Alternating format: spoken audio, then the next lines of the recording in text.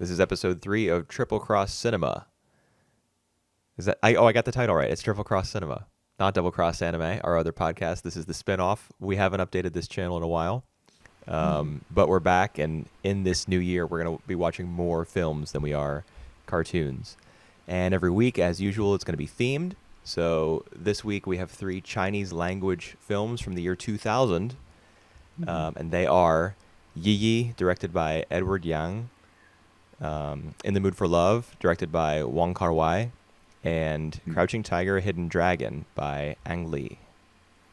And I talked to Whooper before the podcast, but this is for me a really good time to do the Chinese theme because the Chinese New Year gonna be in 2 days. Right, we're recording this on January 29th. Well, wait. You said it started on February 1st, right? Yep. That's 3 days from now. Yep, 3 days. Oh, for no, you, no, 2 I'm days for sorry. me. You are, yes, you're in the future. You're 16 hours ahead of me. Yep. It's in 2 days. Hey. Yep. Yay. And these three, we picked the 3 titles just because it's the year 2000, so it's like the turn of the new century. And these 3 are all considered like the 3 new classics for for the Chinese language cinema. Right. And yep. And we're saying Chinese language because Yi Yi is Taiwanese and In the Mood for Love is from Hong Kong. Yep. Cantonese. But you hear Chinese being spoken in all 3 of these films. Although I'm making this observation with no real knowledge of the Chinese language or how it sounds.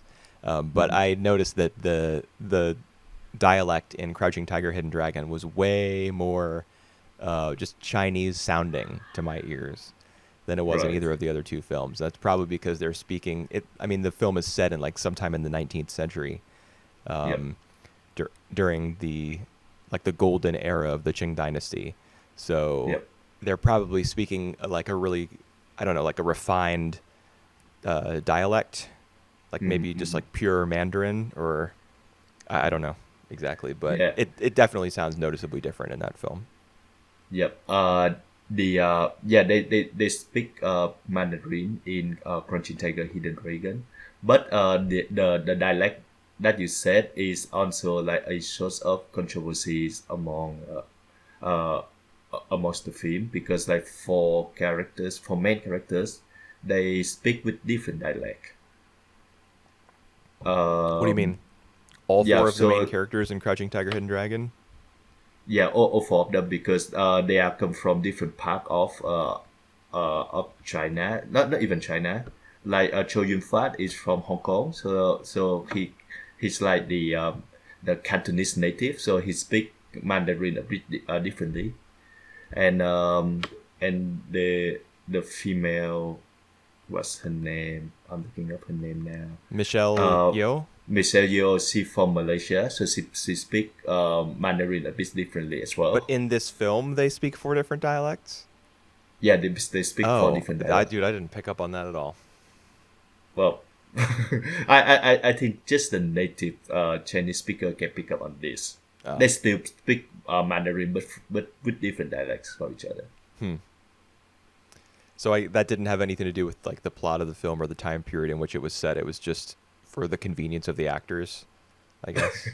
I would say so. Well, that's kind of odd for a period piece, but I think the impact that this film has had has stretched far beyond just China. So I guess maybe that's not like a big point of controversy worldwide. Yeah. Just ignorant Western people wouldn't have any idea about that, unless they were serious, Wuxia buffs or something. Yep. And have you have any experience with Wuxia before watching? Just like from watching anime, like a little bit. There's some influence from Wuxia, and in fact, I've watched like 2 or 3 maybe Chinese productions that are just straight up Wuxia dramas, like Fog Hill of 5 Elements, for example. But I haven't seen any live action Wuxia. But I mean, Crouching Tiger, Hidden Dragon was pretty fun. the first. Do you want to just start with that film? I guess. Yep. Okay. Let's do that. So we'll do that first, then we'll figure out the order after that. Yep. Watching the first fight scene between Jen and Julien, Yep. as they were, I feel a little bit odd referring to Jen as Jen, because Yep. it sounds like a shortening of Jennifer. Right. But that's what her name was in the subtitles that came with my film. I know Mm, you mentioned to me that you were watching with Vietnamese subtitles because you that's speak right. Vietnamese as well as English. Yep. Um, And what would you refer to her as? all right. Actually, in the in my version of Vietnamese subtitle, they prefer Giang as dragon. It's long, which means dragon. But Long So is just Long is the pseudonym that she gives when she's off on her own, and she like yep. sits down at the I get Yeah. what do you call it, a restaurant or like it's a food stall. Yep. She gives the name Long. Um, Yeah. Well, I remember like her lover called her long as well. So I think it's just like her nickname. And she referred to her lover as Tiger as well. So Long and Tigers, which is right, the Tiger and titular name. Dragon. Right. Yep. But I mean, what do you want to call her? Let's call her Long. It's Long. Okay. if Sure. it's alright with you. Yeah, no problem. I mean, I'll try to catch myself before I call her Jennifer. uh, Oops. the first fight scene between Long and Julien, where Yep. they're like jumping across the rooftops and they're obviously on wires that have been CG'd out or however they achieved that Yep. look. I don't know, but I was just like chuckling to myself because of how silly it looked. Um, but Yeah. as the film went on, I grew accustomed to it, and Yeah. it was my first time watching a live action wuxia film. So, or do you say wuxia? Busia. Yep. Well, Wuxia. Uh, yep. I got used to it, and I was by the end of the film, I was like, this is awesome. I want to see more of I this. And in fact, I'm planning on the next film that I'm planning on watching is The Grandmaster by Wong Kar-wai, because uh it shares an actor with this film and yep. Tony Leung, the lead in The Mood for Love, is also the lead in that film, The Grandmaster. Yep. So I want to watch that one next. You know what the Grandmaster is about? Is it about Bruce Lee's mentor? Do Yeah, I have that right? it's about the IP man. I think his name is IP man. You probably say And Ip Man, don't you? oh Ip oh I right. doubt his name is like IP. Yeah, or Ip Man. And there are like a trilogy or four films about him. I don't know if it's in Hong Kong or in China, but it's also very popular. Yeah. Well, I want to watch that film because Mm. I got to give Wong Kar Wai another try after In the Mood for Another Love. try. Yeah. All right. Anyway, Um. the first fight Mhm. scene I thought was kind of silly, but I got used to it. It ended up really growing on me, and the grounded combat in this film is just awesome. Yep. Yep. The hand to hand fights and the variety of weapons being used when the characters are like grounded and engaged Yep. man to man or woman to woman. Uh, Yep. it's just cool as hell. All right. I would say that I watched a fair share of wuxia before, and still the fight choreography in here is totally different from the others. So you notice that like they just floating around the roof like Right. they obviously they have the wire attached to them. We can see that the invisible wire. In other wuxia film, we this fight iron like this. So this is like the exception to the norm as well. Well, how You would how is that sort of floating or flying or whatever depicted in other wuxia films? you would see more impact. So like whenever they land to the roof, you would see like the impact that they do that, and usually they would emphasize that impact as well to see like the power of these guys. Here though, it's just more like floating, and it's more like like it. It feels to me that the fight scene more like dancing. That they make impact to each other. You know what I mean? And I guess it's but still I don't know if that question. really answers my question. Like, how are they? What technique is used to show them like flying in In other on wuxia films? I'm just gonna say wuxia. Yep. I still say that they use wow, but while it is not as prominent like this. Okay. Huh. Yep. Yeah, see other wuxia film and yeah, see that for yourself. They usually don't emphasis on like the uh uh on this play on the character just floating up the roof like this one. Yeah. Huh. Well, I mean, I guess I'm fine with that because I much prefer the martial arts Yep. rather than the supernatural stuff. Although I understand that the martial Mm. artistry and the supernaturality, like, they're tied together. Yep. Um, even when they're doing hand to hand combat and stuff, like the use of pressure points and uh, just like, I don't know, purity of mind and stuff like that Yep. are important to how Yep. they fight. Although, I mean, Long's character is not not like pure of heart Uh, at all, and yet she is one of the best fighters. Um, yep. She's the brat. She's the yeah, one who stir up everything and make a mess, and pretty much. everyone had everyone had to clean up after her mess. Yeah, I mean, it's easy to feel for her character because she's trapped in circumstances that she would rather not be. She's set to be married to a man that she doesn't love, and she's like a princess, or she's part of the aristocracy at the very least. Like the Manchurian, she's a Manchurian, which is a detail you learn when she has her love affair with what's his name? Lo was Yep. that was his name in the subtitles, but what's his actual Tiger. name? They just call each other tiger, so I gonna call them tiger as well. What? Well, yeah, let's go with low. That's weird. Well, I mean, I know that's what his name translates to.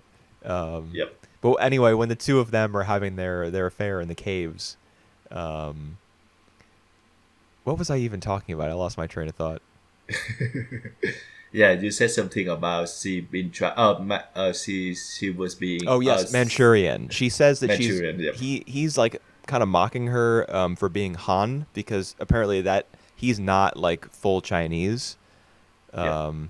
But he assumes that she is, so he calls her Han, and then she's like, "No, I'm Manchu, I'm Manchurian."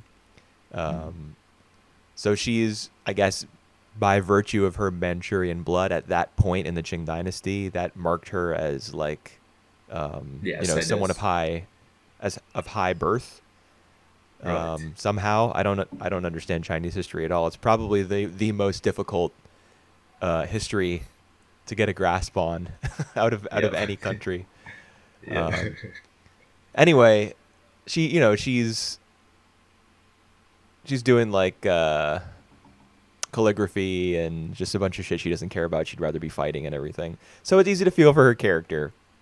Yep. But at the same time, she hides the contents of the Wudang manual from her teacher. Like as a Yep. little girl, she makes a decision not to share those secrets with her. Um, the fight that she has, the second fight that she has with Shu Lian in Yep. the, I don't know what you would call it, the Yeah. the dojo, maybe. The dojo. That Let's just call the dojo, okay. but I'm sure it's the there's another. Japanese term for that. Yeah, I mean dojo is probably a Japanese word. So although it might be a Yep. borrowed word from Chinese because Japanese language is based on. It's all very difficult for me to understand. Yep. Yep. Yep. Yep. Just go on. Yeah, I mean, Shu Lian has the blade pressed like up against her neck, Yep. and Long has lost, and then she like hits her in the arm with her sword. It just and Yep. she goes Well. back on her word during the fight with is it Yep. Li Mubai? Limubai. Yep. Yeah. She says, if you can take the sword from me in 3 moves, I'll become your disciple. He grabs it from her in like 2 seconds, and then Yep. she's like, nope, not gonna be your Give back to disciple. me. She Yep. she's the cause of a lot of the issues yeah, in the film. Like the whole plot develops because she's like dishonest and yeah. whatever. It's not about she being dishonest. It's more about she doesn't honor the spirit of the fighter. Yeah, But dishonest, dishonorable, well, not honorable. yep, yep. All right, yep. So and it's more like she doesn't learn how to be honorable yet. Right. It's not because she is dishonorable herself. So I think the whole point is like Lee Mubai told her that she need a good teacher to guide her to become, like she had potential, but she doesn't know how to run how to live in that world yet. So yeah, the I think the whole story is about her, like just wreaking havoc and learning that like she have a lot more to learn um, outside of her skills. Right. Yeah, it does seem to be her story. Yep. But I don't Which know. There's a conversation to be had about whether, because Lee Mubai says that she's good and that not even Jade Fox could like corrupt her or yep. taint her. He says that in their Mhm. in their first meeting, I think. Yep. Um, but I don't know. I don't know if he's right about that because he dies as a result of Long's actions. Yep. I mean, Yep. it's I not agree Long with you on who that. kills him, but the way that the plot evolves as a result of her decisions is what leads to his death. Yep. Um, so I don't know. Yep. I don't know if he's correct in saying that she's good or she's honorable or anything along those lines. Yep. All right. I told you like this is like I have watched a bunch of wuxia like as I grow up before watching Crouching Tiger, Hidden Dragon. So before I watching it like long time ago, I just a bit like baffled on why this one in particular is really popular among the Western because like the genre run way deep Right. before this. Um, the more I watch it, like even this second time, the more I can see why. Because I feel that Crouching Tiger, Hidden Dragon is a bit different from other wuxia as well. It's not more to Western taste, but it because other wuxia movie is like had a really big plot, and they have like a very clearly defined antagonist. This one no, we it's more low key, Well, and it's more about the journeys of several different heroes. characters. Yeah, I agree with you. Yeah, It's not so much so about good versus evil. Although yeah, Jade Fox, I think, is clearly the antagonist. But even she, her motivation to punish, um, anyone who would try to keep long. her from her potential, basically. Yeah, Long for not sharing her secrets. yeah. Um, Limu Bai's friend, or Master. yeah, Limu Bai's master. Um, Mhm. was Limu Bai's friend who Shu Lian was engaged to, was he also a victim of Jade Fox? Or did he Which die one? by some other. Which one though? Shu Lian was engaged to be married to Oh, right, Limu right, right, Bai's right, right. friend. How did he Yep, die? yep. Did Jade Fox kill him too? I don't think so. I don't think so Okay. because they only mention about the master that's secure. So Right. no, I Okay. Yeah, so she's like Limu Bai is her enemy as well, just by extension, because he's the pupil of the man who would use her for sex, but wouldn't share any of the Wudang secrets. yep, Um, so she like her whole life, she's been grinding that axe, I guess, and she feels betrayed by the girl who she trained. yep, Um, so her I mean, it's not as though her character's redeemed at all. I don't think No, no. in the course of the film, but you can understand everyone's motivations as you watch. Yeah, yeah, Nobody is like purely evil. Um, yep. I don't know. Mm, I think um, Western filmgoers do appreciate having like a big bad character who is pretty damn evil. yep. Um, and Crouching Tiger, Hidden Dragon sort of has that, and it sort of doesn't. It's ambiguous enough that you can, you know, Yeah. but it's Well, not exactly I the same as what a Western film goer would be drawn to yeah, necessarily. But I do think the concept of the hero's journey in general is a Western thing, or and yep, Crouching Tiger, Hidden Dragon has that. In fact, it has several characters running along paths like that, so I can understand in that sense yeah. why it would be a hit in America and Europe and whatever else. Yeah, well, I just say that my point is that the wuxia usually more about like Marvel films, so more about like the good battle the bad and save the world. This one basically the whole plot is about like retrieving a lost souls, Hmm. and that's run for like the first hour of the film, which is I think really unusual for a film of that genre of this genre. Okay.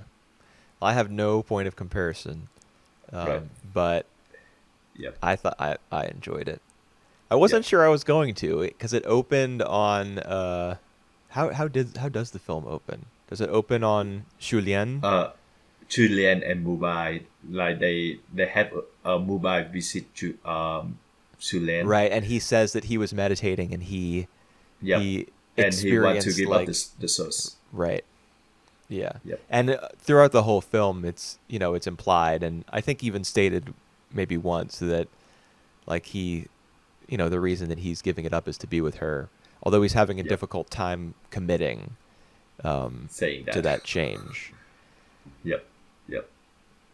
Yeah, so I mean And there's of course there's romance as well. There's two big love stories. I mean one is bigger than the other because the flashback is so huge. Um, yep. to when L- Lo lit- Literally as well. Like we get into the vast this desert. right. Yeah, the Gobi Desert. Yep. Um, yeah, it was really impressive. Really Yeah. impressive I shots of the It like is. in the canyon when it's panning across all the rock formations with the different strata that are different colors, Yep. making all those cool shapes, almost like I don't know, almost like the desert is one big like castle itself, Hmm. Hmm. with a bunch of spires and towers and things. The rocks are forming those sorts of shapes. It's really beautiful. Yep. Um. Yeah. Well, I think one of the main theme of the show as well is that how do you understand the title of this film? Well, I mean, obviously, Tiger and Dragon are the names of two of the major characters. Yep. Um, why are they crouching and why are they hidden? I don't Yep. know. Yep. Because that's how people fight. They No. Or- they're they're hiding from one another. nah. It's more about that. Tiger and dragon are always like the powerful beings. When they crouching and when they hidden is that they want to hide their real potential. So like I think it's like the saying in China and in Vietnam as well that the most talented the best one are always try to like get hidden not to be noticed. And I think that the exactly what Long is doing again. So she's just making noise. She just wreck everything, wreck havoc. Yeah, but that's the best scene in the entire film is the fight in the restaurant. I love that Yeah. scene, dude. The last shot where the staircase Yep. collapses Yep. is just so funny. I just busted out laughing. Yep. Yep. Well, And I don't uh like. what are you saying? That she, even though she's wrecking everything, what she should be doing is hiding her potential, or that her potential is hidden because of her status in society, and So no one understands like what she's capable of because she's part of the aristocracy. all right, so one part of that is when you see Lee Mobile and Julian, they are like a really good fighters, and they stay hidden, they stay humble. So one of the thing is I think Longs will learn how to like be humble the like these ones, and like you said as well, it's more about the hidden part of Long that like she come from a rich family, but she prefer to fight. She doesn't want that life. Yeah. So Well, that's fighting is how she expresses like who she is. It's how she frees yeah, herself. that's right. 'Cause her first encounters with Shulian are not as combatants but as friends. She calls her big sister, um, and she says to Shulian, I want to be free, Yep, or rather than maybe stating that outright, she expresses admiration and like envy for the fact that Shulian is free. But Shulian says, no, not really.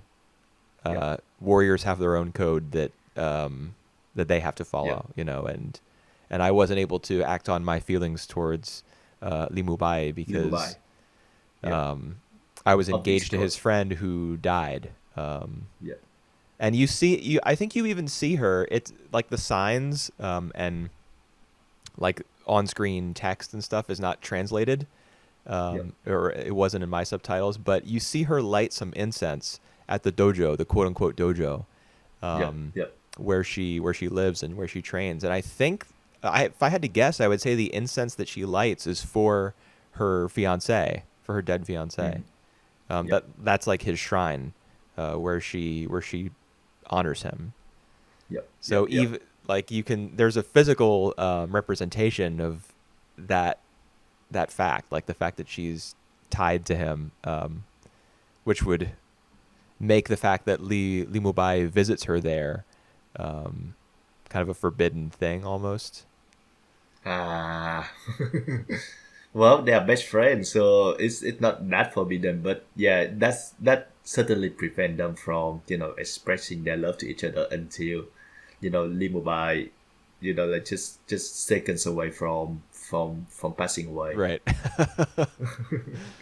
Oh god. And actually, I think we didn't give Jet Fox a credit that she do. She actually killed two of the best heroes in that universe. Yeah. So she's good, man. She's skilled, man. She is, but not enough. Like not in her eyes. Yeah, I mean, yeah. she's the kind of character for whom like any amount of power or knowledge or skill would probably never be enough. Even Yeah, if Long had shared with her the secrets of the manual. Um, yeah, yeah. she's a villainous character. She probably would, and that villainy. It's not just because she was born evil, but hmm she's got like a thirst for knowledge and for power that isn't going to go away just because she gets some measure of knowledge or powers. She's always going to want more. hmm Um, yeah, but she does end up killing Mu, Li Mubai, and Yep. that's That's sad. it. That's say a lot. Yep. Well, I feel like the extended flashback give us a lot about Long and Lo, Right. but in the big picture, like Lo is not really that related to the main story. Yeah, that's true. Although I did like the flashback. Yep. It was big, and it was kind of Yep. dropped right into the middle of the film, but I think it came at an appropriate time, Yep. and it was entertaining all on its own. And then the film went right back into the present, and You know, Yep. I mean, if someone were watching the film and they were like, I don't like this. This is kind of weird and intrusive. I would understand that, but I didn't feel that way. Yeah.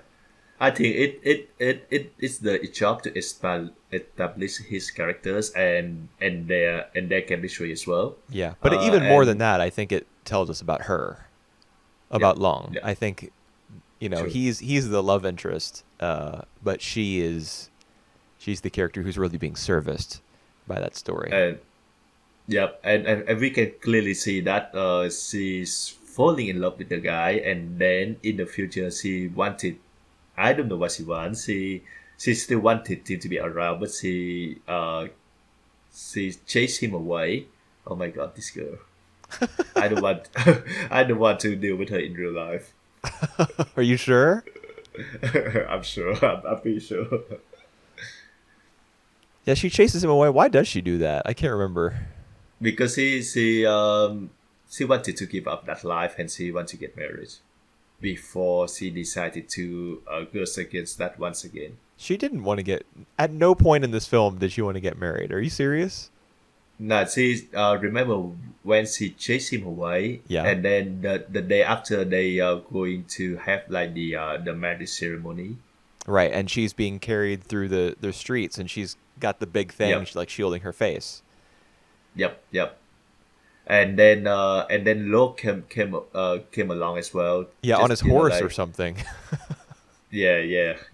Doing like stupid. Don't marry him. Yeah. Yeah. Oh, that's Yep. that's why it appealed to a Western audience right there. Don't marry him. That have you watched The Graduate?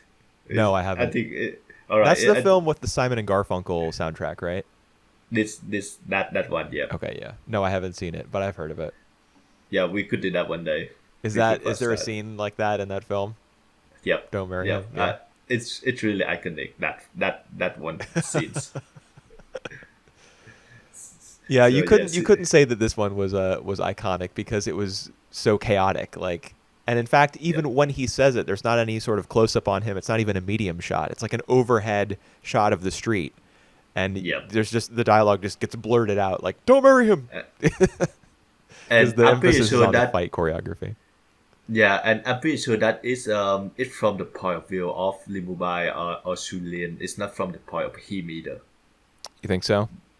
Yeah, that's the impression that I got. Yeah, I mean that makes sense. I mean the characters are all following each other throughout the entire Yeah. film. Because the sword links all of them together. Yep. The Green Destiny. That's right. And they actually have the sequel about that. There's a sequel to Crouching Tiger, Hidden Dragon. Yep, in 2016, so just very recently. Was it by They Ang have- Lee? No, it's not by Ang Lee. It doesn't feature any of the original cast. Is it any good?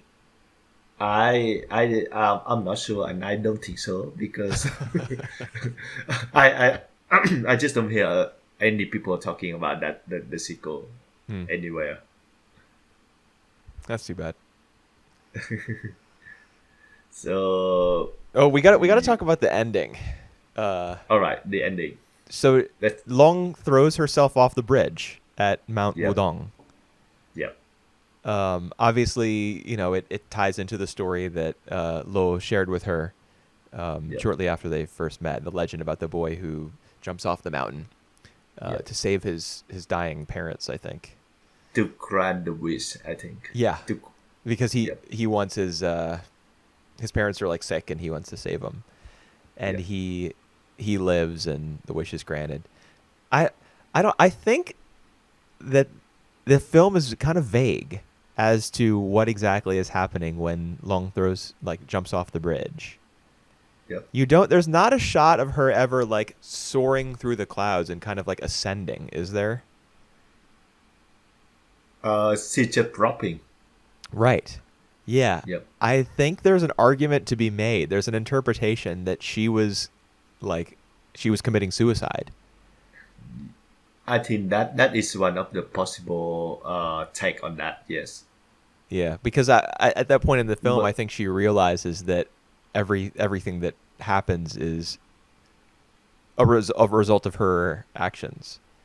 Yep. Everything that she does from the first time that she steals the sword to, I don't know, like betraying Shulian and Li Mubai, Yep. like going back on her word to them, and yeah, I don't know. I mean, it's she's obviously very solemn when she sees Yep. him and they talk on the bridge, and she's like, "Do you remember that story that you told me?"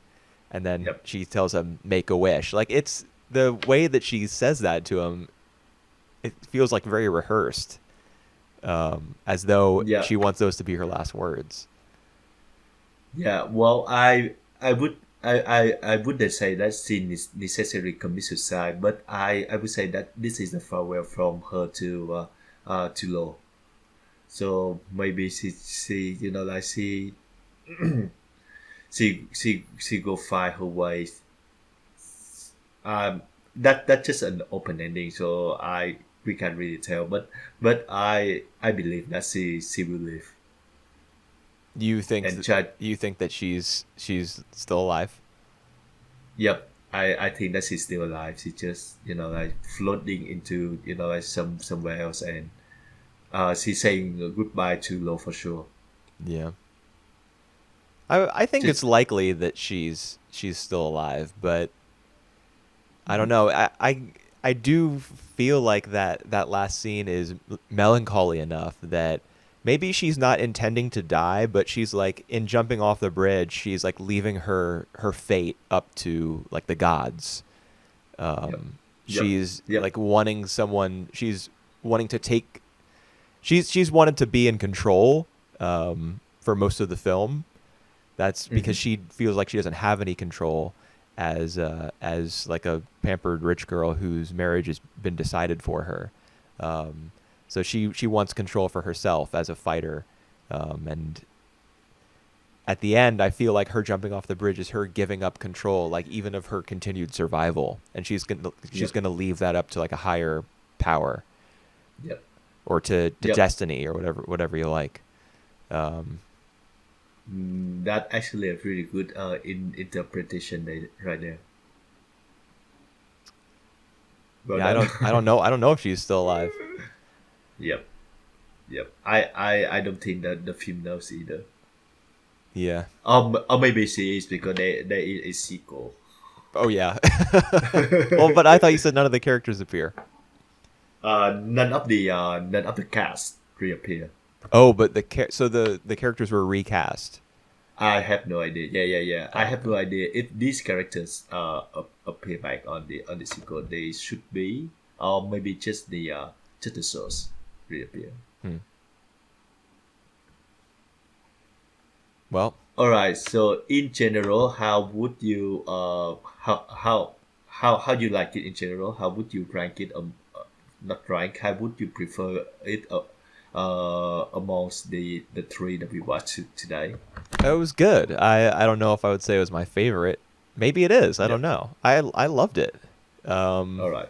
Mhm. I didn't at first, like the first 5-10 minutes. I was like, "What is this going to be?" It's especially because the a lot of the dialogue between Li Mubai and Shulian Sule. was Yep. framed kind of like Yep. a little. It was a little plain looking. It's kind of like a lot of shot reverse shot, and Yep. even though the settings, were really cool because there was the quote unquote dojo, like the temple. Yep. Um, it was a lot of the establishing shots of those places were neat, but the way that the conversation was framed, I was like, this is looking a little kind of flat, and I don't know if I'm gonna like this. But as Hmm. the film went on, obviously it revealed its strengths in a major way, and I was right along with it. Even a gigantic flashback dropped into the middle of the film could not shake me, so I Yep. liked it. And I think this is one of the first major role for Zhang Ziyi, and she proved to be like really profoundly for after these films. Yeah. So that's good on her. Well, I I bet she was very prolific because a lot of people would want to be making money off of her good looks and her physical abilities and Yep. Yep. just the name recognition that came from this film. That's right. And she's starring Memoirs of the Geisha and House of Flying Daggers, like all these. popular film from the 2000s. Hmm. Yep. I've heard of both of those titles. I haven't seen either film. If you want to watch like another wuxia that around that area that really popular, try to watch Hero as well from Zhang Yimou. Hero, spelled with an Hero, I yeah. or an E? Hero. Hero spelled like the American, the English Yep. spelling. Okay. Yep. Mhm. Well, I mean, I'm going to see her again in The Grandmaster. I'm probably going to watch that tonight. Right. So, Right. but yeah, but if I like that one too, then I'll be like a little baby Wuxia fan. So I'll be Yeah. looking out for more stuff. And I wouldn't mind seeing her in more movies because she's very pretty. So she gets to be All on right. screen and I get to watch. That's fine by me. Yep. I think that's a good getaway to our second movies, which are directed from that directors, Wong Kar-wai. that Wong Kar-wai. Mm-hmm. All right, so yep. I didn't You- get this film, man. Tell me more about that. I didn't please. get it. I didn't. The intended effect didn't happen for me. You know, people talking about how it's so like sensual and just like so exquisitely and lushly shot and stuff. Yep. I just really did not care about this film. All right. I would say that this film is like the vintage Wong Kar-wai.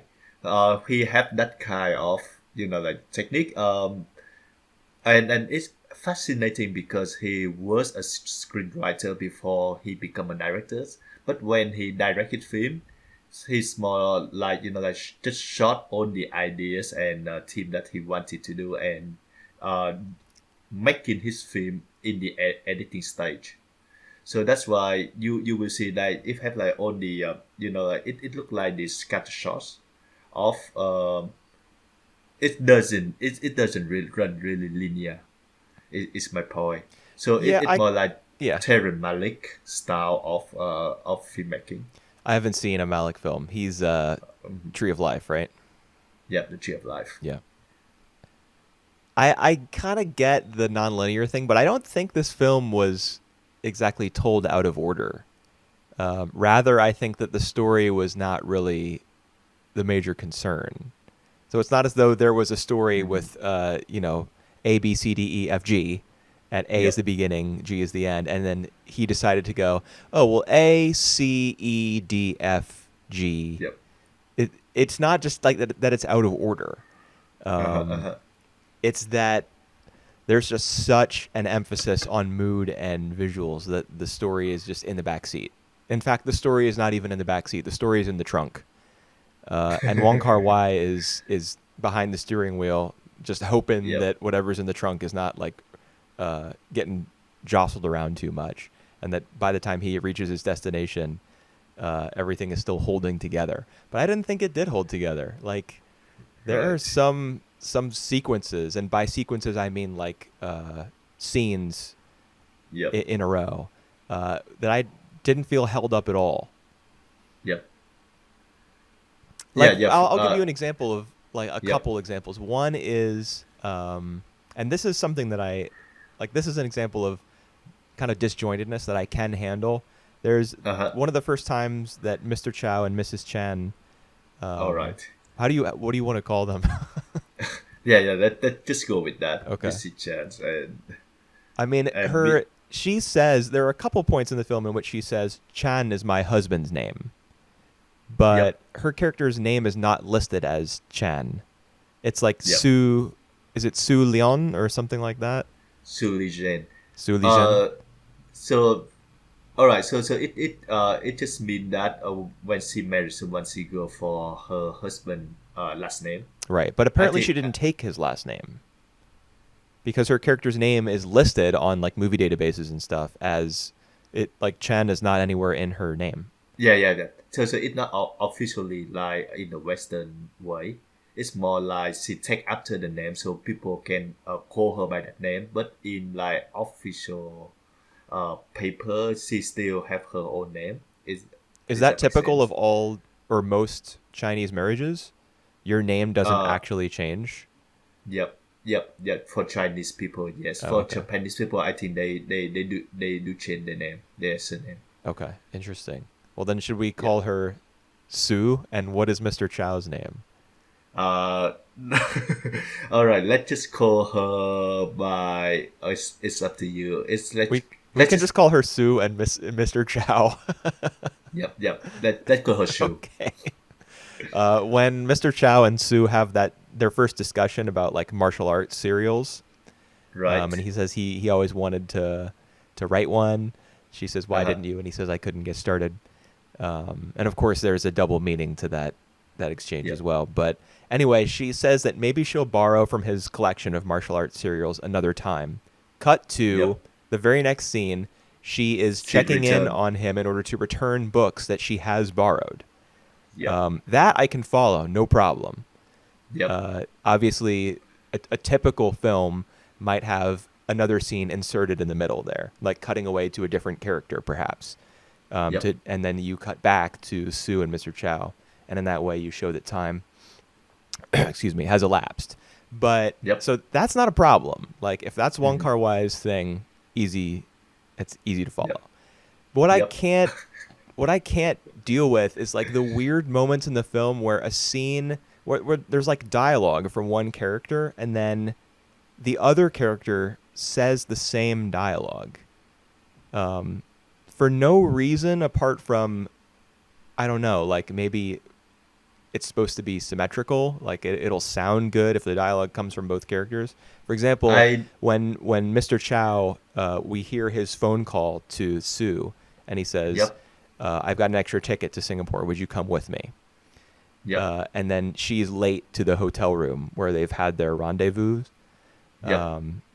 And then she's in the hotel room there, and she's crying because she's missed him. She's missed her chance to be with him. Yep. And there's a voiceover of her saying the exact same line. Yep. Why? I can't recall that. I. You I hear think her it's. saying, "I have an extra ticket to Singapore. Would you come with me?" But there's no reason Yep. for her to say that. He's the one with the extra ticket. Yep. Is that her voice? Is Yes, that it's her voice? her voice dubbed Right. over a shot of her sitting in a chair in the hotel room crying. Yep. That I there think is it. no Yep. reason for that to have been in there unless in Wong Kar-wai's mind somehow it made sense or he thought it would be like poetic if she were to repeat the Yep. same dialogue. And that happens at multiple points in the film. That's just the one where I was like it was the biggest what the hell moment for me, but it happens elsewhere too. I was like, what is going on? Yep. And some of the detail are, I think, purposely leave it vague, like whether or not she visited him when he was in Singapore. Well, Uh, she breaks into his hotel room. yeah. Well, is that real? Yeah, Like, because there's lipstick on the cigarette in his.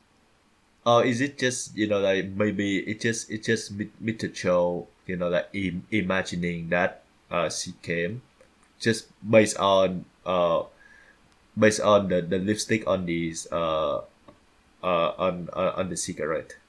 Is he imagining the lipstick on the cigarette, or is he assuming He or imagining? assuming So the he lipstick on the cigarette is real, you're saying, but yeah he's uh, like wishing that it had been her.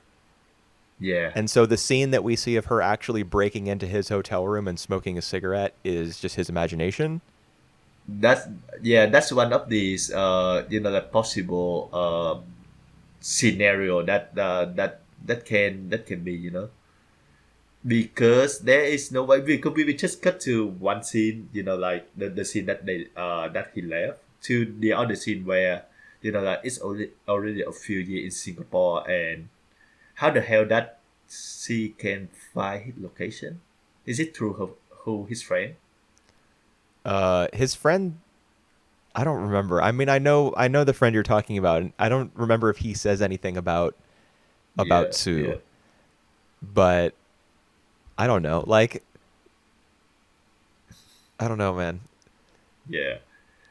And yeah, I wasn't even thinking that could have been his imagination. But the thing is, if you're the sort of filmmaker who just is like, oh well, plot is time is just really just whoa, it's abstract and anything could be happening at any moment, then you could say that anything that you shoot and put in your film has like is real or isn't real or has a different meaning to the one that most people would get out of the scene. Like there has to be a certain point at which you are a literal filmmaker, because if not, every single thing that you shoot and put into your film could mean anything at all.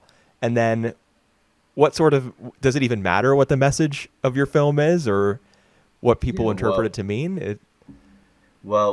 I think that work if like all of the interpretation that we have for that specific scene or scenario work still work for in the same meaning. You know what I mean? It's more this one is more about like the love that never be from Mr. Chow and Sue, and yeah, it still remain that way until the very end.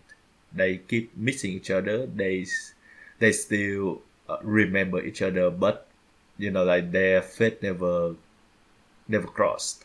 They never be together. Yeah. So yeah, so I think that still work. It all of this vague thing that we don't understand for sure, and I think we the more we watch, the more that we get something else out of that, but it still work under the same like meaning behind it. I don't know. I don't think you can like explain that sort of thing away. Like Yeah. so for example, um you're saying that perhaps the scene that we saw of her in the hotel room in Singapore was Uh-huh. his imagination. Yep. So what about the scene where he comes back to the apartment building in Hong Kong after several years, Yep. and he learns that the room next door is now being rented by a woman and her son, Yep. and then you as the audience member find out, oh, that's actually Sue and her son. But Yep. what if that was just a dream? What if that was someone's Ha. imagination? I mean, it Yep. it isn't. But what if It it isn't. is? Like Ye- there has to be some accountability from the director to let us Yep. know what is real and what isn't. Alrighty. I mean, Yep. All right. that was clearly real, right? That Yep. Sue was actually living next door. But then you can say, well, what if it isn't real? Yep. Well. Well. The yeah the the thing that I feel about like she breaking in into his room, it's just because like they never really directly like tell us about that. So it's more about Mr. Cho's superstition, not Mr. Cho His suspicion. yeah, suspicions, yeah. So yeah, it's kind of vague and I mean, the way that films tell you things is by putting them on screen, yep, yep. but not in this film, apparently. All right. Wong Kar-wai is exempt from that rule because Because he why? can. All right. I tell you this. For the first half, like the first third of the films, we don't we actually like sorry in the entire film we don't see The meet spouses. the spouses faces, Yeah. and that wasn't like intention at first because they actually was portrayed by famous actors and actresses in Hong Kong at the time, and they actually shot the faces as well. But in the editing phase, Wong Kar-wai decided not to show the face, and I think that worked. I mean, it dehumanizes them, I guess, to keep all the focus on On Sue and Mr. on Chow. Yep. So, Yep. it's an effective choice in that regard. Um, was, I mean, it probably makes the film like a little bit more of a personal thing for the two of those characters, and maybe increases the dreamlike quality of the story, because Yeah, it's like the two of them kind of wrapped up in their own little world, and even though yep, their spouses are huge parts of their lives, they're not parts of this affair that Sue and yep, Mr. Chow are having. So, not putting the faces of the adulterous spouses on screen, you can certainly come up with theories as to why it was done. mhm, But even the spouse thing, I was just confused by mhm. certain by a whole bunch of decisions that the film makes. Like the The the how about the window shots of that I oval I I window? love the window shop. I'm talking about or a series of shots like specifically. Do you know which one I'm talking about? There's like an oval window, Uh-huh. through which we see a bunch of postcards, and that's where uh, Mr. Chow like Are checks they in on the on street? what? Are they on the street? Or are they outside? Or is it oh, is it the ones where Mr. Chow checked in on the on his wife? Yes, but the thing is, the same shaped window uh, is is used in multiple shots. So it's not just where he checks in on his wife at maybe like a hotel or something like where she works. I don't know. But we also see through the same shaped window, but from the other half of it, that that's where we see her having phone conversations with her husband. We see the back Mhm. of her head, and she's making phone calls to Mr. Chow. Yep. Yep. I don't understand where that place is. I don't understand how one half of the window can be showing us whatever desk Mr. Chow is where he's having a conversation with somebody about like whether or not his wife is still there, and then in the other half of it, in a separate shot, it can be her on the phone. Well, What building is that? Uh, are the two shots physically linked? Is it just two windows that are very similar in the same building? Is it two separate buildings? We don't. You don't know. Like yep. You know what scene that I'm most confused about? what? That is when they do the rehearsals. They sort of I think it's become their things that like they would rehearse what their conversation gonna be like or when they talk to the spouse. Right. uh yeah, they do a lot like that, but we didn't know at first, and then it traced back that like that's just a rehearsal and stuff.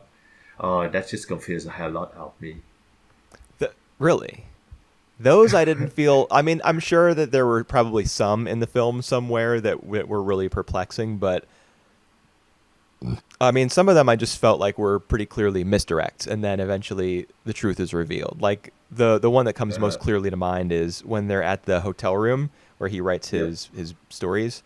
yep, Um, yep, you see the shot from behind his head, and you don't know whose yep. head it is, so you think that at first you think maybe it's The Sue's husband. husband. Yeah, Yep, and you see her saying, confronting him and saying, "Are you having an affair?" And then, "Don't yep. lie to me. Are you really having an affair?" And she gives him like the world's wimpiest little slap, and then cut to the reverse shot where you see him, and he's like, "What are you doing? Like you, if he says yes, Yeah. I'm cheating on you. You got to let him have it." That, for example, that sort of scene is like a clear misdirect, and then the curtain is pulled back, Yep. and you're like, "Oh, so that's what's happening." I have no problem with that at all. All Uh, right. it's like the ambiguous framing that is kept ambiguous, and is in fact divorced from all the other scenes that surround it on either side. Mhm. Where I'm like, what is happening? I I do I do think that there were maybe one or two of those acting scenes Yep. that weren't as clear. For example, where she says to him, where they're riding in the back of a taxi, and she Yep. leans her head on his shoulder and says, "I don't want to be alone tonight." Yep. Um, Yep. that must have been like a pretend scene, right, where she was acting out what his wife would have said to her husband, Yep. Yep. because a woman saying that to you in real life, apparently, It's a big thing. yeah, well, and they never consummated their affair, Yeah. from what I understand. No. No, they don't. Even though I think we were led at certain points to believe that they had in the film, Yep. but it turns out that they never did, because I don't know, Yep. because he whispers his secret into the hole in the, Yep. like the Cambodian ruins at the end, and grass starts to grow out of it. Yeah. Why he has to do that in Cambodia though? Like I just feel that the setting in Cambodia at the end is sort of Out of left doesn't really field. connect. Yeah, out left field. I feel as though there might be like historical or political significance to Right. the end of the film, where it does those time skips, and then there's like a little news broadcast about Cambodia or something. Yep. There's just something cultural that I don't understand in there. The significance of those ruins or of that time period in Cambodia, or like, I don't know. I don't get it. But Yep. obviously I get the fact that it's a callback to the story that he tells his friend, about, carving a little space into a tree and whispering your secret in there, Yep. covering it up And with mud. and you're not a fan of the visual of this film because I still believe that it is one of the most gorgeous shot that I seen in cinema.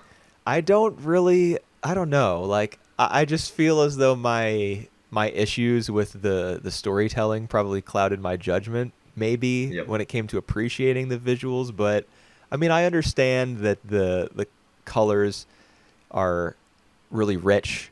Yeah. Well, But I the thing is, depending on which version of the film you have, your experience will be different, because like the recent World of Wong Kar-wai remasters in 4K completely uh changed the color palette of a bunch of his films. Whereas if you uh have the 2012 Criterion versions, which was the one that I had, you get a completely like a more neutral sort of tone. uh Like, so I watched a YouTube video, and that's how I know that happened to a bunch of his films recently. The one that I had was a little bit more. I can't tell. Like, is the film, the version that I had, is it this like masterpiece? Everyone's like, oh my god, the reds are so vibrant and beautiful. I just yeah. I just watched like a regular ass looking film. All right. Yeah. The I can tell you a bit more of the color choice on this. I the Wong Kar-wai and the cinematographer, which is from Australia. Well, there were two Chris, cinematographers for this film. yeah, they both of them. Sorry. One of them is from Australia, Christopher Doyle, and the other one is also his usual cinematographers. I think I have watched an interview from Doyle, saying that for Asian skin, uh, when they put on the red or like the pink hue, it will lighten it. It will make the skin look brighter and look the best. Okay. That's really bad to explain, but it it can capture that the skin of the Asian people can capture the red or the pink hue the best. So Well, that's why they put a lot of this, and that to emphasize the love story as well.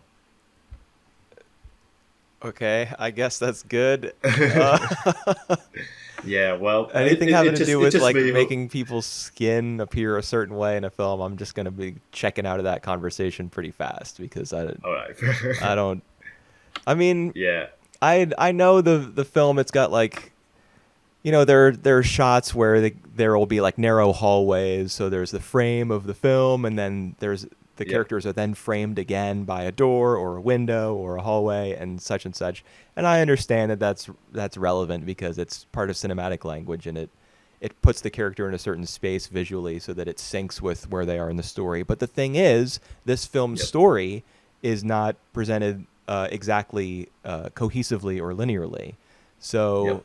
does it really matter so much? Maybe it matters that much more how the characters are framed by, the setting and the camera's position in relation to it.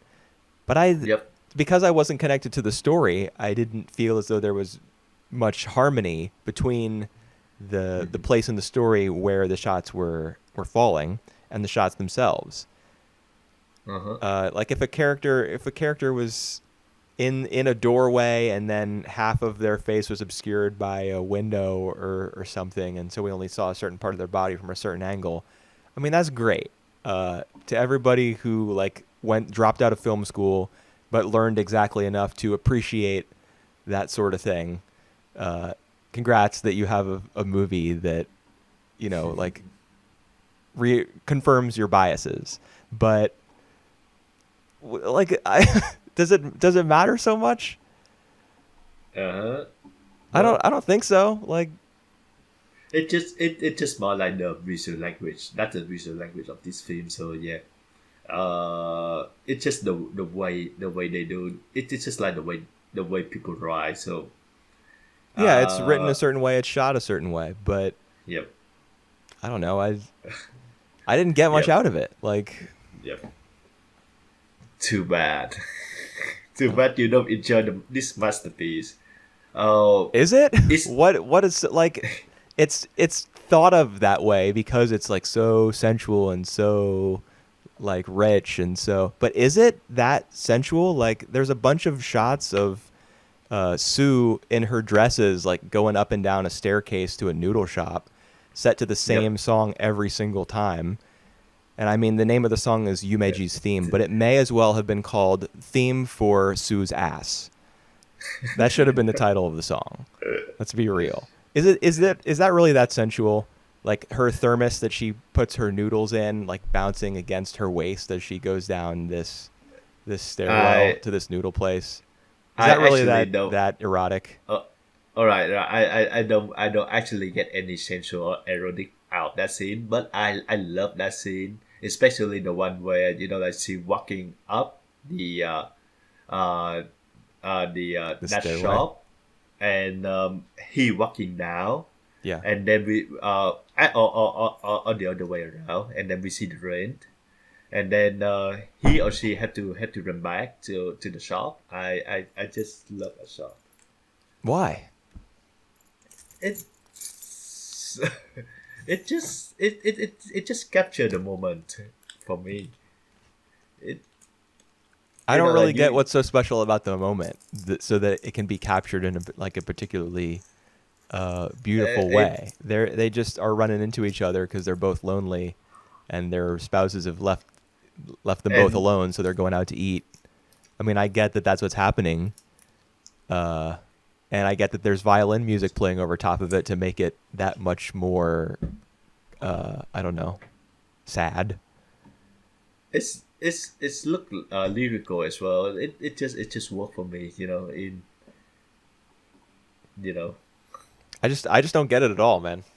and my favorite shot is the free frames. Like it's not really the free frame, but The slow it's mo. like the character just stop for a moment when they walk in the hallway in the hotel. Remember that there one shot of her and one shot of him. What hotel? The hotel in Singapore? No, the hotel in where Oh, are you oh talking about the one where he's got his hand pressed up against the wall and she's got her head turned to the side? no, it's like the individual shot of I remember one shot of she walking away from the hallway of that hotel where he write his martial act comic, and there a shot of she walking away and then it stopped there. I don't think that's a free frame, but it's more of she the model her herself just doesn't walk, just so like she stands still, I and don't we have remember that. that particular shot. I mean, I remember the Yeah, hallway with the red curtains that at one yeah, point are like the windows are open, so the red curtains are all blowing. I thought that was a very Lynchian looking shot. hmm Kind of reminded me of Twin Peaks. hmm I thought that was really beautiful, but I don't remember.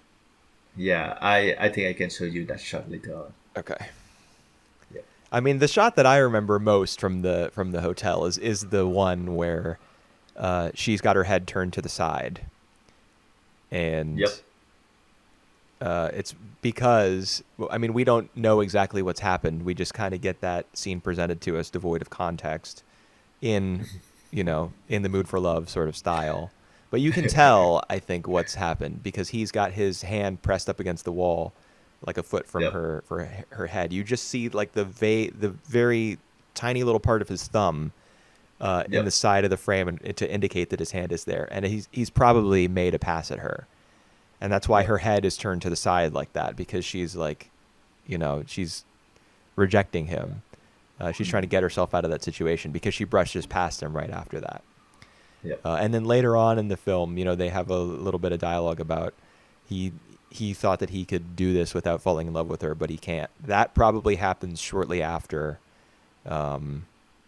that scene Yep. where he, uh, gets close to her like that up against the wall, and she walks around him. Yep. Maybe if you want to check out other of his stuff, you can try The Grandmaster. 2046, That I which know that's has the like sequel, it the informal sequel. So right? so you can watch it standalone. But the best thing it have Zhang Ziyi in there as well. Oh, really? Yep. Well, I may be watching it then. No, I'm Alrighty. gonna watch the Grandmaster. I think that'll be it. Plus, it's Yeah. the wuxia having like certain conventions that filmmakers have to adhere to in order for it to be considered a wuxia film. Maybe in that context, the director will be like a little bit more constrained, Yep. and so his style will be a little bit more palatable for me. But I just don't, man. I don't know. Like all the obsession, like the drooling over like cinematography and color and stuff. I understand that Yep. people will really love that, and it's certainly an integral part of every film. But hmm there's has to be a certain point on that spectrum between like pure auteurism and visual language and story. There has to be a Uh-huh. balance struck between the two, or else your film will not be like people won't understand it at all. Yep.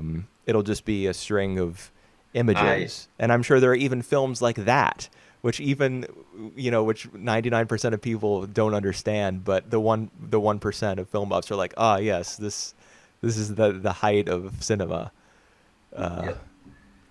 Yeah, because I would say that people would argue against that by saying that this film is less on the plot but more about the characters. it's about And I actually don't think this film is about the characters. I think this film is almost entirely like mood driven. I don't think it really, really but is about the characters. I don't feel much of a connection between hmm, the two main characters in this film. You almost never see them like having a good time together, or you don't really see them fall in love. yeah, You just well, see a that's lot of shots of both of them looking like pensive and sad and lonely and yeah, attractive. that's because that's the way they feel. I think Well, it is the way they they feel, but is that what falling in love is like? Even for people who are lonely and sad? well, that's falling in love look like when you get like sort of forbidden love. They can be together because they have spouses Yeah, I guess. who are cheating on them Yeah, right but at that the moment. cheating stops because there's that scene where there's like a phone call between Mrs. Chow and Sue's husband. You hear the phone call, and she tells them that we have to stop meeting like this. We can't meet Yep. anymore. And then there's Yep. a shot of her in the shower or with the water running. I don't know if she's in the shower, but Yeah, she's but crying.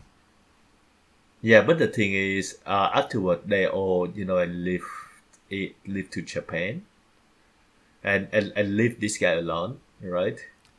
I mean, they're still absent from the film, but what is the point of the scene where she's crying in the bathroom after having told him they can't be together anymore if they're going to continue having their affair and we never hear from them again?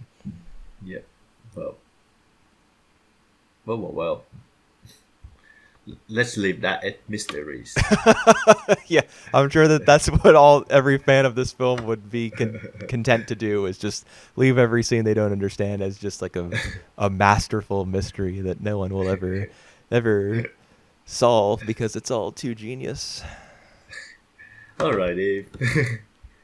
um. Yeah. So it's a shame that you don't really enjoy that one that much. Yeah.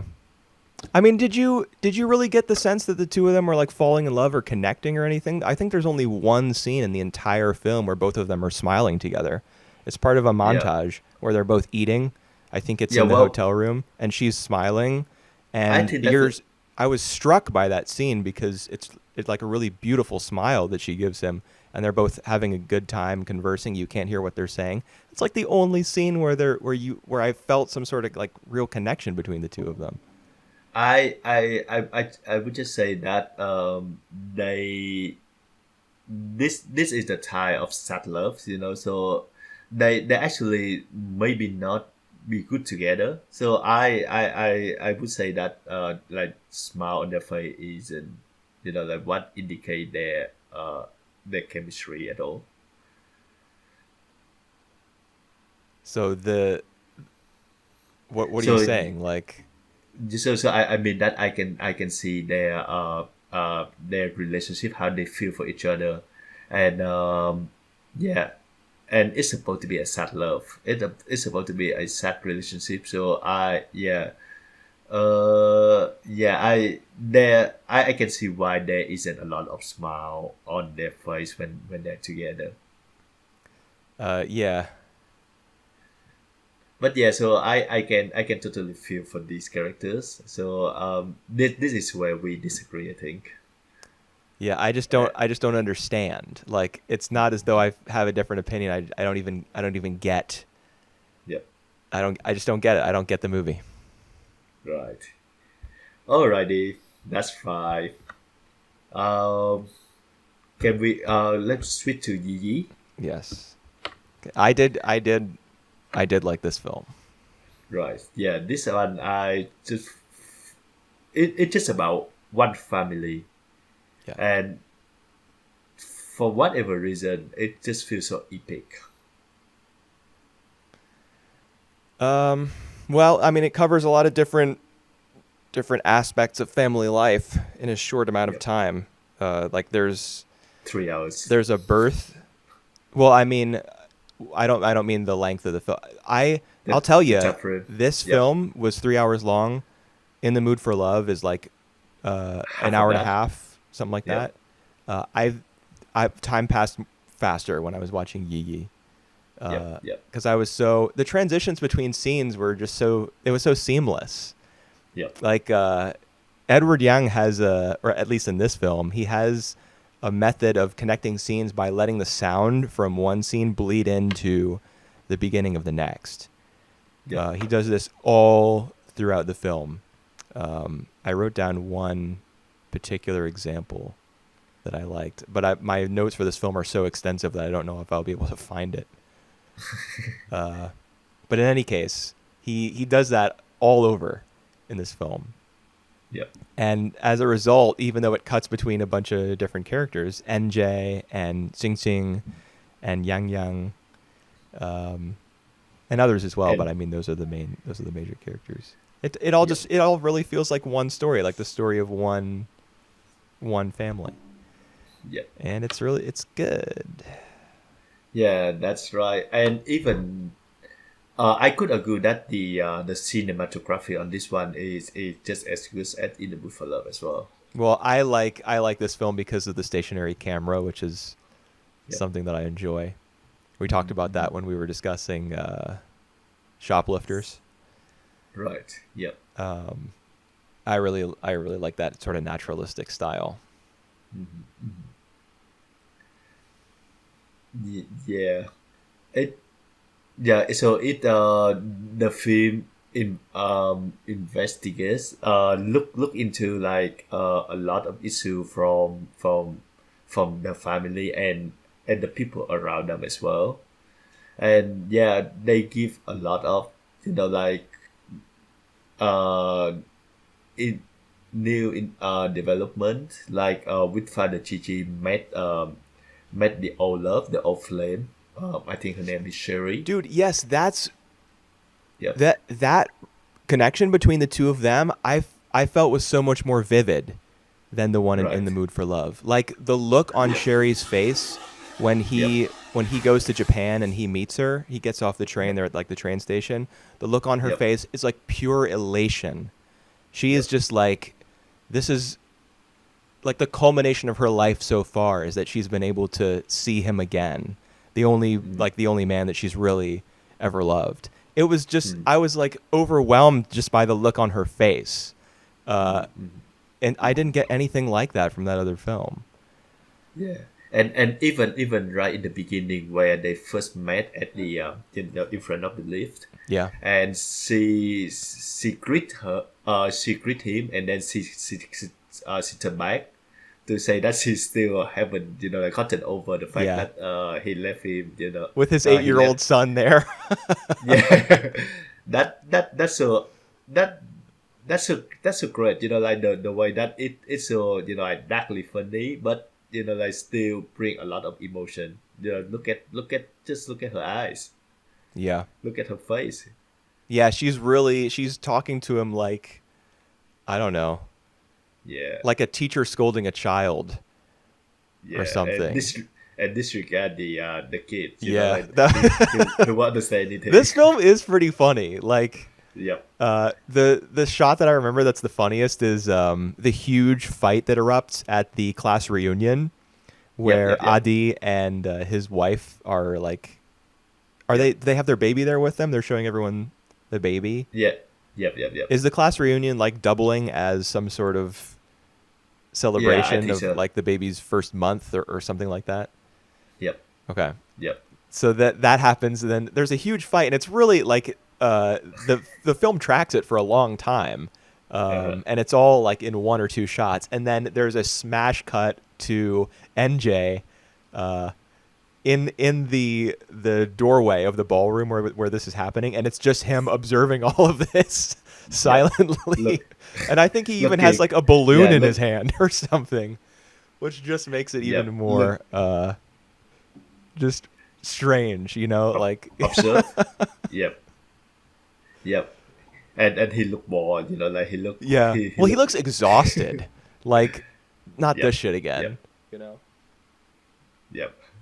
And even to the scene that I just said of like in front of the lift, Right.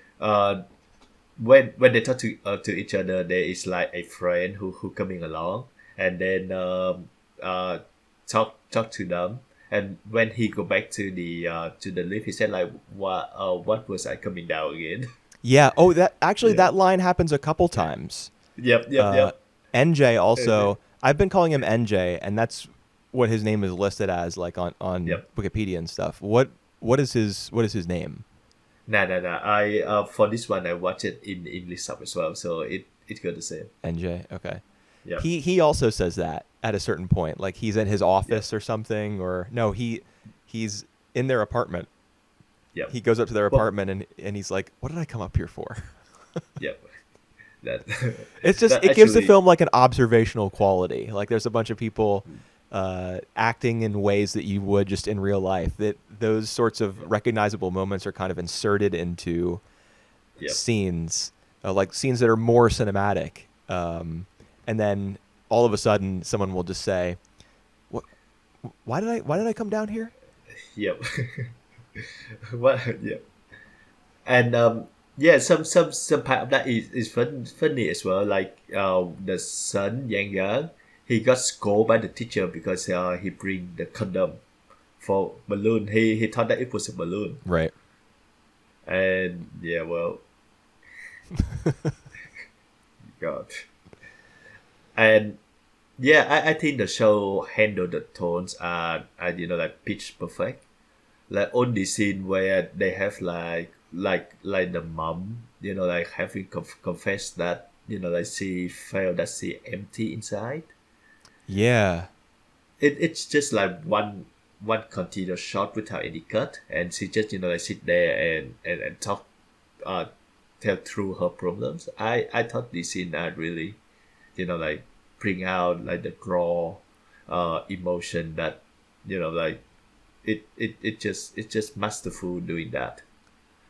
Yeah, it's really while she was saying all of that, like that's another, now that I'm thinking about it, the practice Mm. of putting those little little lines like why did I come in here? Yep. Um that kind of giving the film a recognizable, like more human quality almost.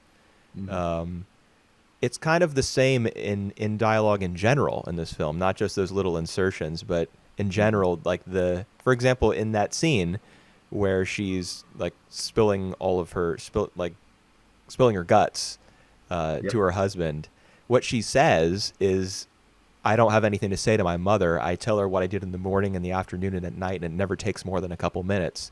So I Yep. feel like I'm living for nothing. Hmm.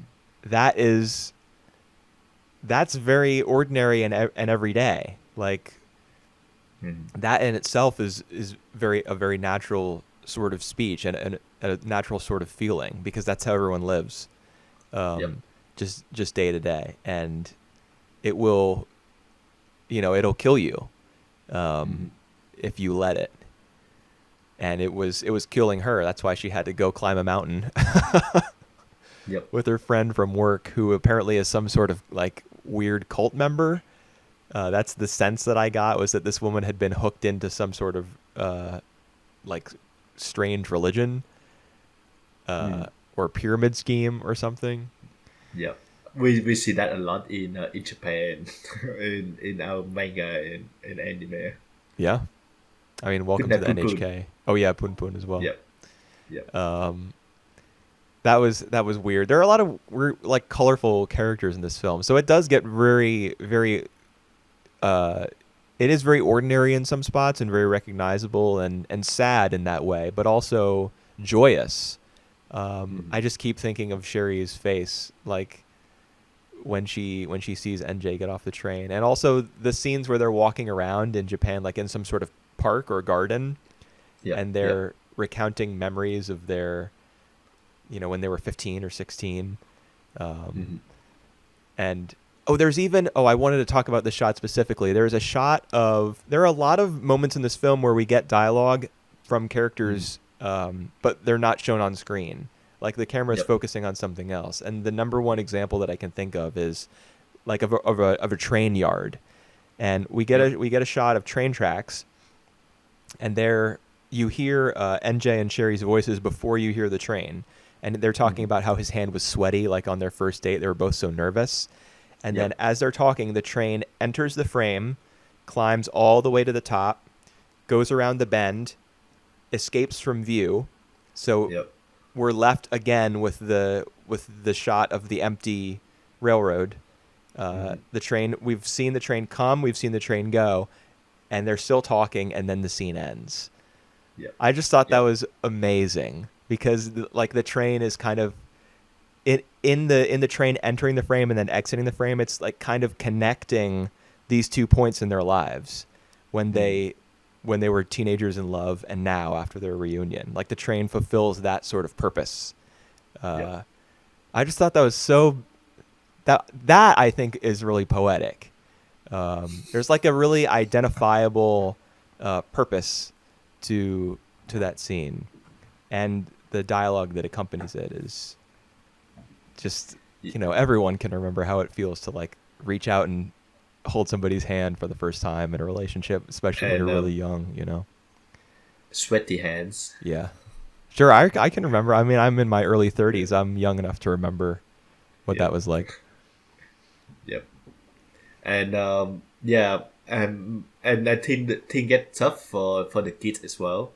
Both Ting Ting and Yang Yang, like they have some up and downs.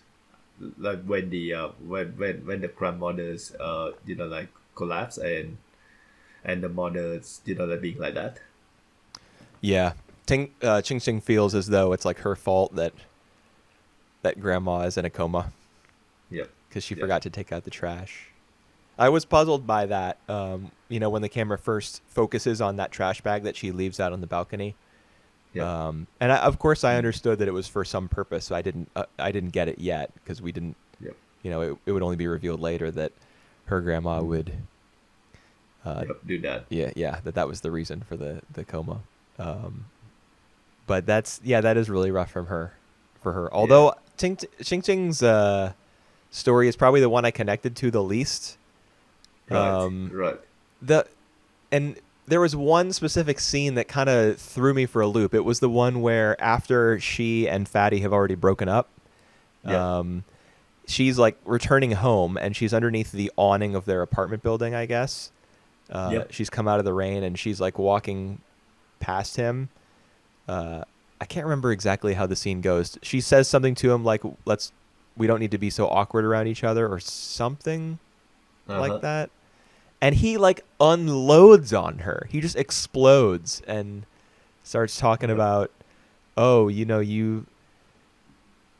just don't understand what it's like to love, and why don't you just, that's why you have those love stories that you read and blah blah Yeah. Yeah. blah. Yeah.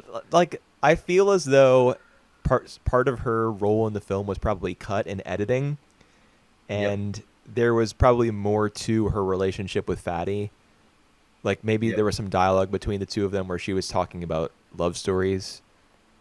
Yeah. Um, I remember that as well. I remember feeling just feeling that Fatty is just a big jerk on that scenes. yeah, but you don't even understand why he's being such a big jerk. Yep. Like it feels like there's some information missing. Yep. We do. Maybe. Go ahead. Yeah. I just think maybe because um now that he's seeing Lily again, he just like trying to shoo her away. Yeah, But I don't think it's that simple. He could have been like more dismissive if that were the case, but he is like really angry at her. Like the fact that he specifically tells her, "Why don't you just go and read those love stories that you like cling to?" I yeah, have to that. imagine maybe there was a part two to their conversation after they go and see that movie. They go to New York Bagels and they sit Mm, down and he's he's talking about like the purpose of movies, yep. because it can show us things that we would never experience, like murder, for example. And she's like, "Well, why do I Yep. need to go see movies at all if the point of them is to show me things that I would never want to do?" Like she's kind of being Yep. dismissive of the idea that cinema is capable of showing you things like things that are sad, things that are dark, stuff like that. Yep. Because he brings up murder specifically during that Yep. conversation, and then he ends up committing murder later. Mhm. Um, Ah. I feel like maybe there Yep. was a part two to that conversation where it was less about his interpretation of what stories were for and more about her interpretation, where what stories are good for, what movies and narrative in general is good for is like love and affirmation. Maybe there was a scene like that we didn't get. Yep. I don't know. That's Ah. just a theory. Because the Yep. film's already 3 hours long, so I assume there were some cuts in order to get it down to that size. Yeah, I would agree. But like you said, like these 3 hours, like they run so fast. Like and the scene, like from one scene to another, it just like it flow very well. Hmm. So yeah, I just have a blast watching it from start to finish, and reminded me like how good Edward Young was. Oh, I found the transition that I was talking about of sound, the sound from one scene bleeding into the next, Right, is the right. Ota, the electronics salesman or whatever it is he is. Yep. some Yep. sort of Yep. video game developer, computer game, Mm-hmm. whatever, Mm-hmm. where they go to the piano bar Yep. and he's Ah, playing right. Beethoven's Moonlight Sonata. Mm-hmm. And then the very next scene is NJ going into his office and calling Sherry. Mm-hmm. The piano, the Ota playing Moonlight Sonata, extends a Stan. little bit into the beginning of that shot of NJ's office. Mm-hmm. Um, so it kind of maintains that like wistful quality that song has and carries it over into or right before like the phone conversation that he has, because that would also have sort of a wistful feeling because he's calling, but it's not like he's saying, "Hey, let's meet up or let's hang out." He's saying goodbye Yep. to her in that phone call. Mm-hmm. Um, that she has a wonderful life and that he's happy for her, and Yep. I can't remember how they get into contact after that. Does he call her Uh, again? I think he called her again. Okay. Yeah. Yeah, this is the only film that I watched from Edward Young, but I watched it twice, and I keen to check out more of his stuff.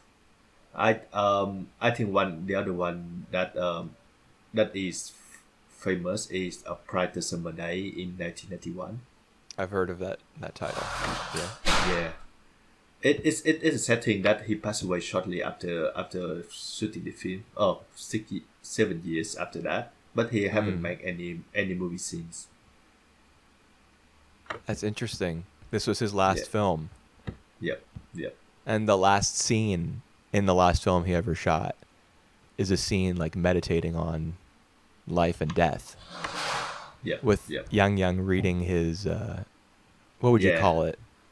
What he wrote? Uh, Is it like a speech? Poem. Yeah, it's kind of like a poem or Yeah. like a journal entry or a speech or I don't Yeah. know. But he's talking to his grandma.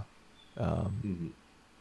when I watched that, I'm getting emotional right now just thinking about it Yeah. because it's like such a mysterious scene to me. Um, Right. I don't exactly know why it has any sort of power over me. Hmm.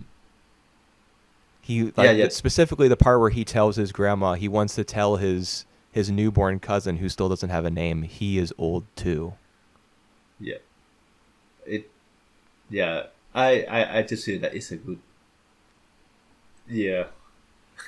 Spiritual. Yeah, it is, but I don't understand it exactly. Yeah. Like maybe it's mean that each of us see the world a different way, and even like to the kid that we see as a young kid, he's compared to others had experienced some like some hardship, some experience that like just he's the only one who experienced it. Right. Well, that's one of the themes of the film, I think, is especially as exemplified through his character, is like him taking photographs of the backs of people's heads and trying to capture the mosquitoes that he sees. Yeah, He wants to show people things that they can't see for themselves because he's the that's only right. one who can see them that way. Yeah, He has his own perspective, as everyone yeah, else in the film does. They have their own perspectives on all the events of the film. Like Sherry feels a particular way about her relationship with NJ, and he feels yeah, differently. Um, yeah.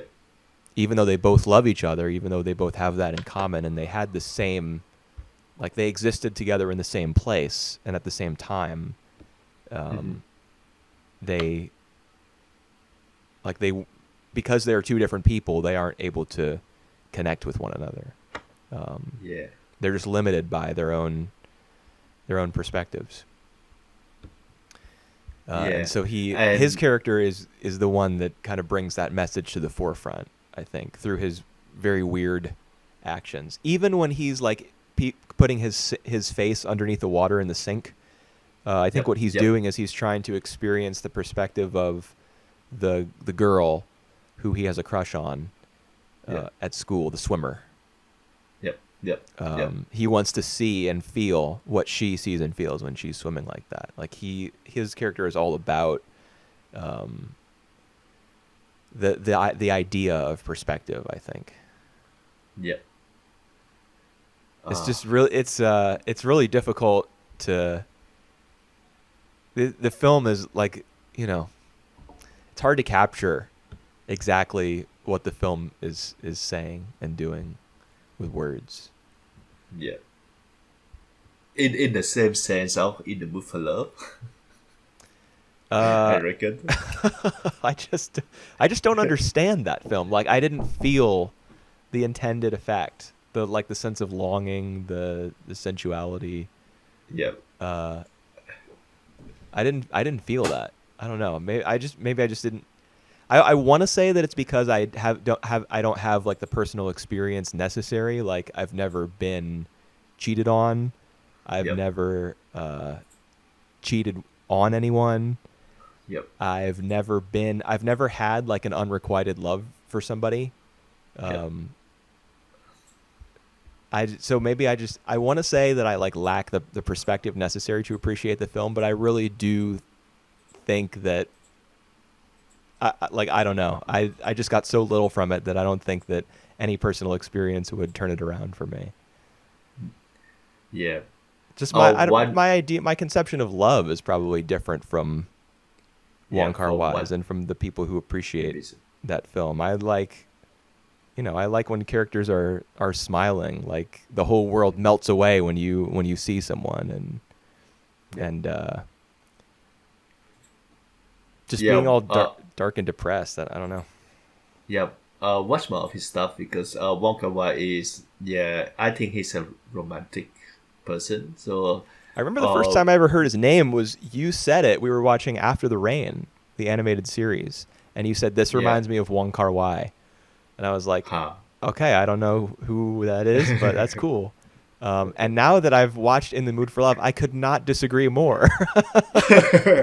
That After the Rain is That's fine. extremely straightforward. I mean, it is very like heightened, uh, I guess, but Yeah. it's totally straightforward in comparison to something like In All the Mood right. for Love. All right. That's fine. That's fine. The last thing that I want to talk about Gigi is how they, how the film bring the best of all the actors, because I'm pretty sure that the person who act the Ting Ting and Yang Yang are not professional. Like this is their first time acting, but they, like they so flawless. Hmm. Uh, you disagree with that? I don't know. I actually feel that they act very naturally in front of the screen. I mean, I wouldn't disagree with that. I don't know if they gave performances like in Shoplifters, for example, that little girl. Yep. Um, Yeah, I think that's like different kind of acting as well. He is more aimed to naturalistic and on that naturalism, and I think they achieve that here. yeah, I would say so. I didn't feel that either of them gave like really knockout performances. I agree I with you on that. really wasn't taken that much by Xing Qing's character, for example. Like the monologue when she was resting on her grandma's lap after her grandma Yep. wakes up. Yep. Um, I I thought it was really beautifully written. Uh-huh. Um, it again dealing with perspective. Like she was wondering whether now that her grandma had awoken, if the world looked different to her.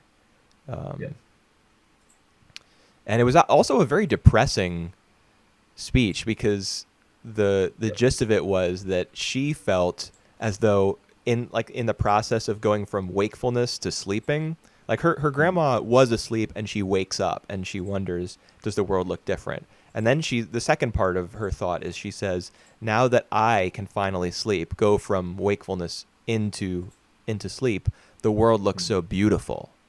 Like the world disappearing around you and entering like blackness and unconsciousness. That was what was beautiful to her. It was a very that's extremely sad to think of. Like, Yep. you know, somebody saying that the best part of their day is, you know, when they fall asleep, and the worst part's when they wake up. I mean, you hear stuff like that from people all the time. Just people who are like sick of their jobs or sick of their spouses or their families or their lives will say stuff like that. I mean, I've said stuff like that. I hate waking up, you know, Hmm. but the way that it's delivered in that in that scene is like really kind of horrifying if you think about it for too long. But the delivery of it from Ching Ching's actor, I thought, yeah, I mean, it was good enough. I wasn't bothered by it at all. But I don't know, like, I wouldn't call it like a super great performance. Yep. But All right. don't know. Yep. Go on. Go on. No, I was just gonna say that's just me. Like, Yep. So out of the three movies, which one you enjoy the most? either Crouching Tiger, Hidden Dragon, or Yi Yi. I really like both of them. Right. Right. But I just don't understand Wong Kar-wai. Although I'm going to like the reason that I want to watch one of the reasons why I want to watch The Grandmaster is I want to try again with one of his Right. films. Maybe one that's a little bit more structured. And if I enjoy that, I'll probably give Uh, 2046 a try. You know. Yep. It's still not that structured in the Grandmaster, but yeah, give it a try to see how it goes. I have to imagine that Uh, it'll be more than this. yep. It has to be. Let's see. How about Ang Lee? Have you watched any of other films by Ang Lee? I haven't watched any films by any of these directors apart from these three. All right, Ang Lee is like the he's like the major Hollywood figure as well, because he's the one who directed a lot of other Hollywood films and Asian and film in his country as well. So Sense and Sensibility back in 1995, which also uh, based on the popular novel from Jane Austen? Jane Austen. That's the one. Yeah. He directed Brokeback Mountain. Oh, okay. I haven't seen that, but I didn't. Wow, I didn't know that. Yeah, Light of Pi. That's the Tiger movie, right? That's the Tiger movie. Crouching Tiger, Chris Hidden Crouching Boat. Tiger, Hidden Dragon. And he actually directed one of the superhero film before, Hulk. Hulk. Okay. No, I haven't seen any of those films. Yeah. So yeah, he's the one who been directing, like a lot of different stuff from different country, from different style, genre. But a lot of people actually prefer him, like for his consistency and his work usually feel different than other stuff.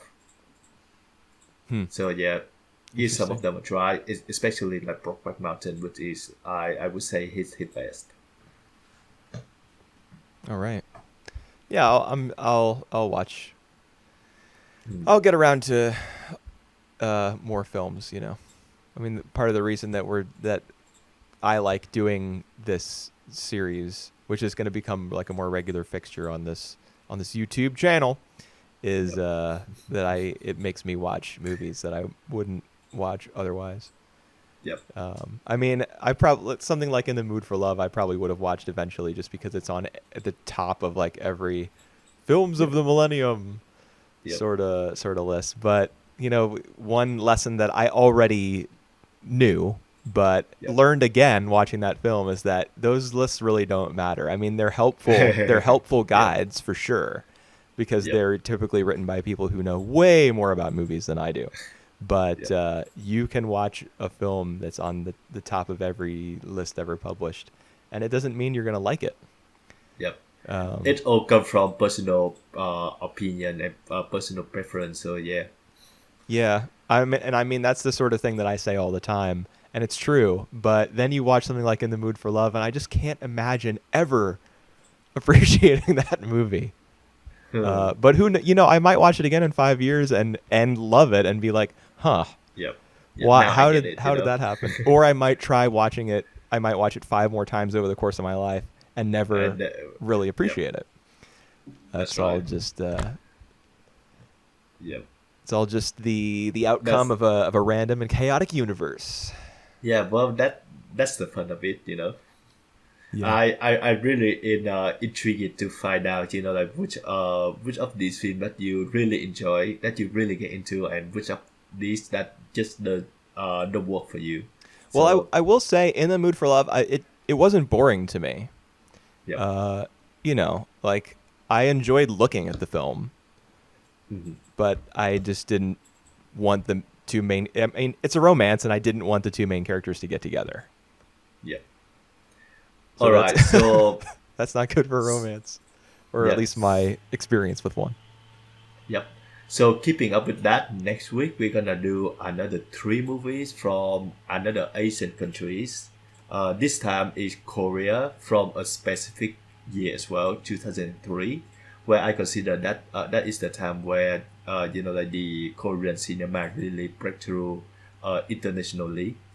So the three films that we're gonna discuss next week gonna be Oh Boy, Memories of Murder, and Spring, Summer, Fall, Winter, and Spring. Yep.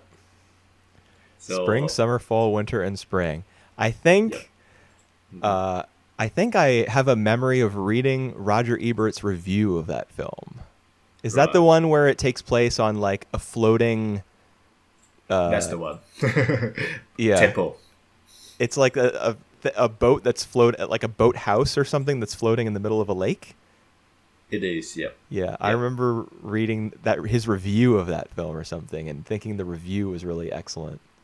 Yep. This was a long time ago, like probably 15 years ago, and I still remember reading it. Mhm. And it's come from the three of the best Korean director working today, or two of them. From Park Chan Wook, from uh, from the guy who just won the Academy Awards, Bong Bong Joon Joon Ho, Ho, and or from if you're Kim. Spike Lee, Pong Joon Ho. That's right. Well, and from Kim Di Duk, the guy who just passed away recently, just Hmm. a year ago from COVID, Hmm. but he profiling as well. Hmm. All So, right, yeah. yep. I mean, I'm excited to watch all three of those, and we'll So, get to it in 7 days. yep. So see you guys next week, and for you guys who listen to this podcast, Happy New Year to you as well for the new year, the year of the tiger. Yeah, happy Chinese New Year. See ya. Adios.